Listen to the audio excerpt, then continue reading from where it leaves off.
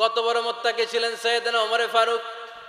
মদিনার সমাজে কয়জন মুনাফিক ছিল বিশ্বনবী ছাড়া কেউ বলতে পারতেন না। বিশ্বনবী কোন সাহাবীকে মুনাফিকদের লিস্ট দিয়ে যান নাই, একজন সাহাবী ছাড়া। দেখি কেউ বলতে পারেন কিনা ওই সাহাবীর নাম কি নাম? হুযায়ফা ইবনুল ইয়ামান রাদিয়াল্লাহু তাআলা আনহু। ওনাকে বলা হতো সাহিবু সিররি রাসূলিল্লাহ, আল্লাহ রাসূল সাল্লাল্লাহু আলাইহি ওয়াসাল্লামের গোপন তথ্যের ধারক বাহক। সুবহানাল্লাহ পড়বেন না? বিশ্বনবী ইন্তেকালের আগে মদিনার সমাজে মোট কয়জন মুনাফিক আছে এই তথ্য আবু বকরকে বলেন নাই, ওমর রাদিয়াল্লাহু তাআলা আনহুকে বলেন নাই, উসমান রাদিয়াল্লাহু তাআলা আনহু, আলী রাদিয়াল্লাহু তাআলা আনহু, আশারাতুল মুবাশশিরিনা বিল জান্নাহ কোন সাহাবীকে বলেন নাই। শুধুমাত্র কেবলমাত্র একমাত্র হুযায়ফা ইবনুল ইয়ামান রাদিয়াল্লাহু তাআলা আনহুর কাছে মুনাফিকদের লিস্টে বিশ্বনবী দিয়ে গিয়েছেন। সুবহানাল্লাহ পড়েন। মদিনায় কারা কারা মুনাফিক কেউ জানতো না হুযায়ফা ছাড়া। কে ছাড়া? নামটা আজকে মুখস্থ করেন, যাতে অন্য কোনো ওয়াজে কেউ জিজ্ঞেস করলে বলতে পারেন। মুনাফিকদের লিস্ট যে সাহাবীর কাছে বিশ্বনবী দিয়ে গিয়েছিলেন, সাহাবীর নাম কি? নাম? নামটা কেমন লাগে? ভাল লাগে? অনেকে আমারে জিজ্ঞেস করে, হুজুর আমার ছেলে হবে আগামী মাসে, একটা নাম দেন। নাম দিয়ে দিলাম হুযায়ফা। যাদের হবে ছেলে, এলাকায় যাদের নেক্সট কয়েক মাসে ছেলে হবে, খালি হুযায়ফা চলবে। কি চলবে? ভাল লাগে? নামটা ভাল লাগে? রাইখেন, অনেক সুন্দর নাম। উনি জানতেন মুনাফিক কারা। দেখেন ওমরে ফারুকের তাকওয়ার লেভেলটা কত হাই।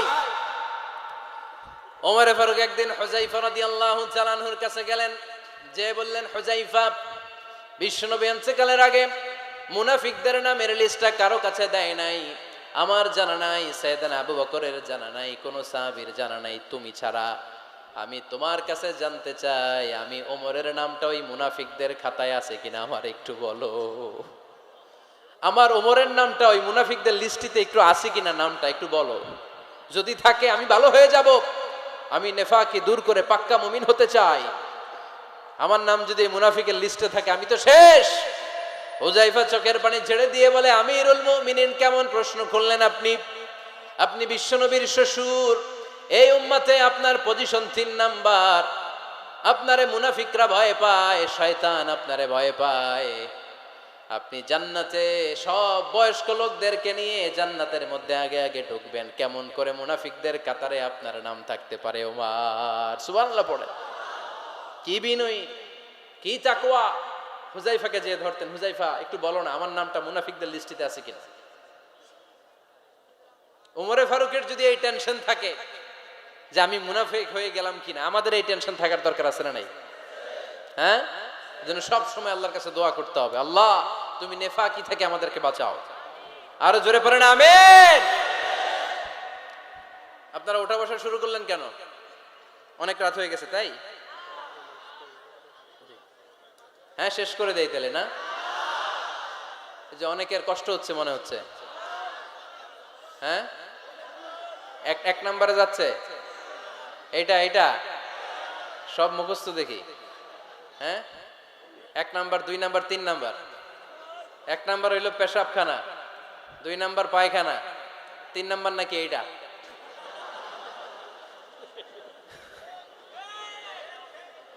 আছে না নাই? না। সিগারেট কোন মুসলমান খেতে পারে? সিগারেট হয় টোবাকো প্ল্যান্টস থেকে, তামাক পাতা। ফরিদপুরে চাষ হয় নাকি? হয়। কোন থানায় হয় বেশি? হ্যাঁ, তামাক ক্ষেত যারা দেখছেন, কোনো বেড়া লাগানো লাগে? কারণ ছাগলেও মুখ দেয় না। তো যেটা ছাগলে খায় না, এটা কোনো মুমিন বান্দা খাইতে পারে?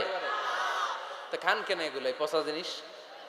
হ্যাঁ, এই পৃথিবীতে বিড়ি আর সিগারেটই একমাত্র খানা যেটা টয়লেটে ঢুকে খাওয়া যায়, তাই না? পৃথিবীতে সিগারেট আর বিড়ি একমাত্র খাবার। রাগ করবেন না যারা খান, রাগ করেন না। আবার একটু কমন সেন্সটা কাজে লাগানোর জন্য, চিন্তার জন্য বলতেছি।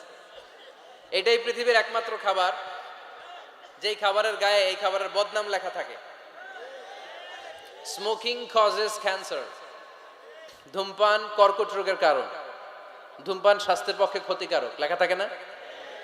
আচ্ছা ধরেন ফরিদপুরের একটা কোম্পানি নতুন চানাচুর বের করছে, ওই চানাচুরের গায়ে লেখা এই চানাচুর খাওয়ার 1 ঘন্টার মধ্যে বমি শুরু হবে আর ডায়রিয়া হবে। খাবেন? কি কইবেন? তুই খা। দোকানদারে কি কইবেন? তুই খা, তোর বমি হোক, তোর 14 গোষ্ঠীর ডায়রিয়া হোক, আমি টাকা দিয়ে এগুলো কিনবো না, ঠিক কিনা?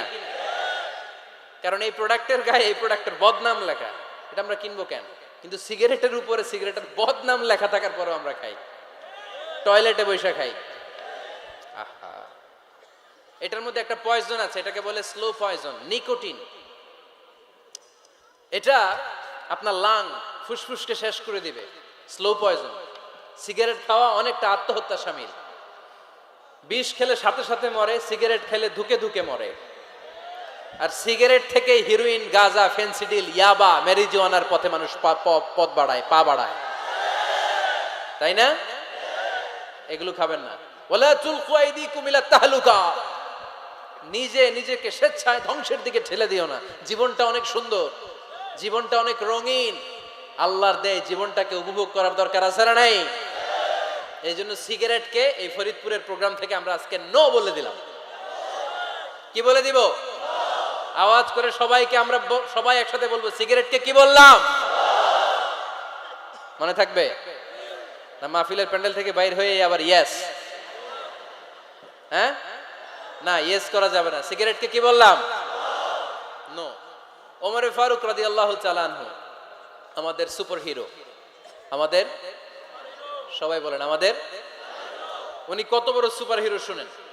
উনি জুমার খুতবা দিচ্ছেন। কি দিচ্ছেন? মসজিদে নববীতে। খুতবার মাঝখানে হঠাৎ বললেন, ইয়া সারিয়াতাল জাবাল, ইয়া সারিয়াত ইবনে জানিমিল জাবাল। এই কথা বলেই আবার খুতবা দিতে শুরু করলেন। ওনার এই ইয়া সারিয়াত ইবনে জানিমিল জাবালের সাথে আগের কথারও কোনো মিল নাই, পরের কথারও কোনো মিল নাই। জুমার নামাজের পর মুসল্লি সাহাবারা ধরলেন, বললেন, ইয়া আমিরাল মুমিনিন। খুতবার মাঝখানে হঠাৎ করে ইয়া সারিয়াত ইবনে জালিমিল জাবাল বলে আপনি চিৎকার করলেন কেন? আপনার এই বাক্যের সাথে আপনার খুতবার আগের বাক্যের কোনো মিল নাই, আপনার খুতবার পরের বাক্যেরও কোনো মিল নাই। এই কথা আপনি কারে বললেন? কারে উদ্দেশ্য করে বললেন? এই কথার তাৎপর্য কি আমাদেরকে বুঝিয়ে বলেন। ওমর ফারুক বললেন, আমি যখন খুতবা দিচ্ছি আমি দেখতে পেলাম ওই যে কয়েক মাস আগে আমি আমার মুসলিম সেনাবাহিনী পারস্যে আক্রমণের জন্য পাঠিয়েছি, বর্তমান ইরান, ইরানের ওই বিশাল এলাকাতে পারস্যে আমি আমার ব্যাটালিয়ন পাঠিয়েছি। আমি হঠাৎ করে দেখতে পেলাম আমার মুসলিম বাহিনীর সেনাপতি যুদ্ধের এক পর্যায়ে তার ডানে আছে উপত্যকা, বায়ে আছে পাহাড়, সে পাহাড়ি রাস্তা ছেড়ে দিয়ে উপত্যকার দিকে যেতে শুরু করেছে। আমি দেখতে পেলাম আমার মুসলিম বাহিনী যদি উপত্যকার দিকে ছুটে বেড়ায়, কাফির মুশরিকরা আমার মুসলিম বাহিনীকে কচুকাটা করে ফেলবে। তাই আমি এখান থেকে তাদেরকে কমান্ড দিয়ে বলেছি, ইয়া সারিয়াতাল জাবাল, উপত্যকার দিকে নয় পাহাড়ের দিকে যাও, তাহলেই তোমাদের বিজয় নিশ্চিত হয়ে যাবে। উপত্যকার দিকে যেও না, ইলাল জাবাল, ইলা সারিয়াতিল জাবাল, পাহাড়ের দিকে ছোট। সাহাবারা অবাক, ঘটনা কি? উনি বসে আছেন মদিনায় মসজিদে নববীর মিম্বারে দাঁড়িয়ে, উনি যদি ইয়া সারিয়াতাল জাবাল বলে, এটা কি ইরানে যাবে নাকি? ও মিয়া, তখনকার সময়ে বর্তমানের মতো মোবাইল ছিল নাকি? ইন্টারনেট ছিল নাকি? কিছু ছিল? খালি মুখে আমি যদি বলি ইয়া সারিয়াতাল জাবাল, এটা ইরানে যাবে? ইন্ডিয়ায় যাবে? ঢাকায় তো যাবে না, ফরিদপুর শহরেই তো বসবে না, ঠিক কিনা? কিন্তু এটা আমিরুল মুমিনিন, বিশ্বাসী সাহাবারা বিশ্বাস করে নিল। কিছু মুনাফিক ছিল, এরা কয় না, ঝামেলাস, এটা তো সম্ভব না। এক কাজ করি, এই সেনাপতি যখন বিজয়ী বেশে মদিনায় ফিরে আসবে আর আমরা ধরবো। এরা দিন গুনতে লাগলো, এই সেনাপতি মুসলিম বাহিনী নিয়ে পারস্য জয় করে কবে ফিরে আসবে। এই মুনাফিকের দলগুলো কখনো সেনাবাহিনীকে অভ্যর্থনা জানাতে যেত না, কিন্তু এইবার সবার আগে মদিনার উপকণ্ঠে যে সেনাপতিদেরকে অভ্যর্থনা জানানোর জন্য ফুল নিয়ে রেডি, ফুল নিয়ে দাঁড়ায়। সেনাপতি ঢুকার সাথে সাথে ধরছে, এই সেনাপতি কোত্থেকে আসছে? কয় পারস্য জয় করে আসছে। কয় এমন এমন দিন, জুমার দিন দুপুর বেলা যুদ্ধের মাঝখানে আমিরুল মুমিনিনের কণ্ঠের কোন কথাবার্তা শুনছো নাকি? সেনাপতি অবাক, কয় তোমরা জানলা কেমনে? শুনছি তো। সুবহানাল্লাহ পড়বেন না? আমরা যুদ্ধে একটা ভয়ঙ্কর অবস্থার মধ্যে ছিলাম। পেছন থেকে শত্রুরা আমাদেরকে আক্রমণ করতে শুরু করে দিল। ডানে যাব না বায়ে যাব, সামনে যাব নাকি পেছনে যাব, রাস্তা খুঁজে পাচ্ছি না। ডান দিকে ছিল আমাদের উপত্যকার রাস্তা, বাঁ দিকে ছিল পাহাড়ি পথ। আমরা সোজা পথ হবে মনে করে উপত্যকার দিকে ছুটতে আরম্ভ করলাম। হঠাৎ করে আমিরুল মুমিনিনের কণ্ঠ বজ্র কণ্ঠে আমার কানের মধ্যে ভেসে আসলো। আমার মনে হলো আমিরুল মুমিনিন কেমন যেন আমাকে কমান্ড দিচ্ছেন আর বলছেন, ইয়া সারিয়াতাল জাবাল, ডান দিকে উপত্যকার পথে নয়, তাড়াতাড়ি পাহাড়ের দিকে সৈন্যবাহিনী নিয়ে উঠে যাও। পাহাড়ের দিকে, ডানে না। This is wrong track and this is the right track. ওই দিন যদি ওমরে ফারুকের ওই গাইডলাইন, আমিরুল মুমিনিনের কমান্ড যদি আমি না শুনতাম, আজকে বিজয়ের বেশে ফিরতেও পারতাম না, আমাদের চেহারাও তোমরা দেখতে পেত না। ওমরে ফারুকের ওই কমান্ড, ওই গাইডলাইন অদৃশ্য থেকে শোনার কারণে এই পারস্যের মধ্যে আমাদেরকে সেই যুদ্ধে বিজয় দান করেছে কে? দিস ইজ ওমরে ফারুক, দিস ইজ ওমরে ফারুক।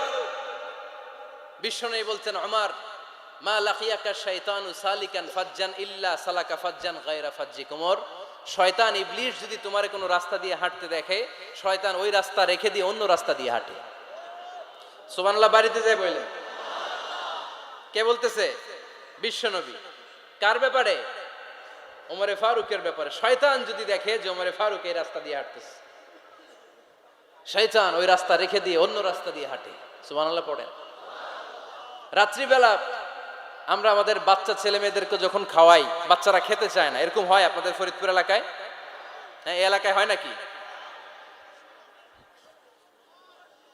খেতে চায় না বাচ্চারা, এই চকলেট দেখায়া, এই মিনা কার্টুন দেখায়া, এইটা সেইটা, এগুলো সেগুলো বলে, গল্প টল্প বলে ভুলায়া খাওয়ানো লাগে, তাই না? তারপরও খায় না। আমারও ছোট মেয়ে আছে, খেতে চায় না, এইটা সেইটা এমনি সেমনে খাওয়ানো লাগে। তো শেষে না পেরে মা বাবা বলতে বাধ্য হয়, ওই যে ভূত আসতেছে, ভূত, তাড়াতাড়ি তাড়াতাড়ি খাও, নাহলে যে ভূত ধরবে তোমারে। ওই যে বাঘ আসতেছে, বাঘ, তাড়াতাড়ি খাইলে নাহলে বাঘে কামড়াবে। বলি না আমরা? আপনারা কি বলেন? ভূত। আর কি বলেন? হ্যাঁ হ্যাঁ, আচ্ছা। এক এক জায়গায় এক একটা আমরা বলি, ভূত আসবে, বাঘ খাবে, ভাল্লুক খাবে, তাড়াতাড়ি খাও।